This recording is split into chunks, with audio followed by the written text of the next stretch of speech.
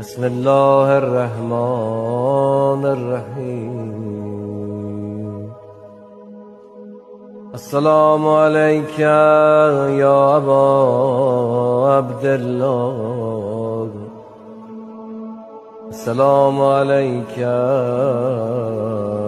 ابن رسول الله.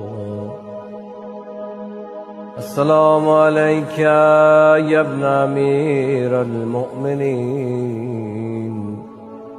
و ابن سید المرسلین. السلام علیک یا ابن فاطمة سیدة نساء العالمین.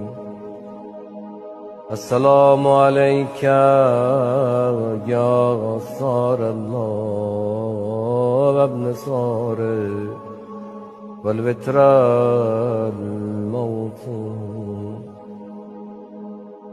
السلام علیک و علی الارواح التي حلت بفنائك.